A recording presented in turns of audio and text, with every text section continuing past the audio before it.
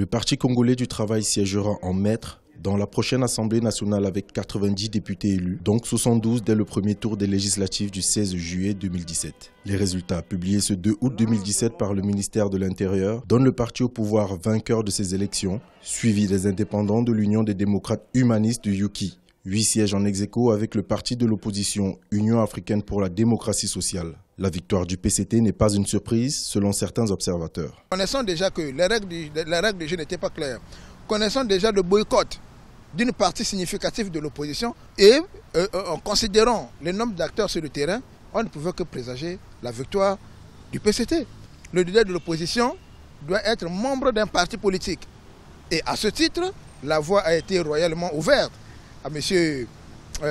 Tsatsi Mabiala. L'opposition est l'un des enjeux majeurs de ces législatives, un statut que pourrait revêtir Pascal Tsatsi Mabiala, premier secrétaire de l'Union panafricaine pour la démocratie sociale, grâce aux 8 sièges gagnés par son parti au détriment du UKI, qui n'a obtenu son statut juridique de parti politique qu'à l'issue du premier tour.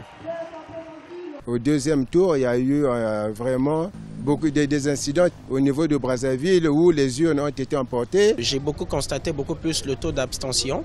Ce jour-là, j'ai effectué le tour dans les différents bureaux de vote. Ça s'est bien déroulé, sauf qu'il y a eu quelques irrégularités sur certains points. Mais je crois que prochainement, il va falloir qu'il y ait plus de transparence. Il y a beaucoup d'irrégularités, de fraudes massives. Or, nous souhaitons que le Congo s'améliore.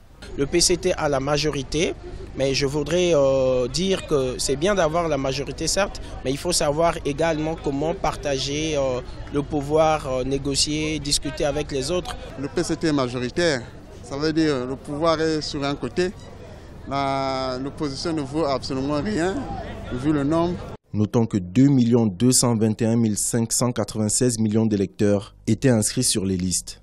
Il faut noter que le Congo organise le 31 août 2017 des élections sénatoriales destinées à renouveler la Chambre haute du Parlement qui compte 72 membres, donc 68 viennent actuellement du PCT et de ses alliés.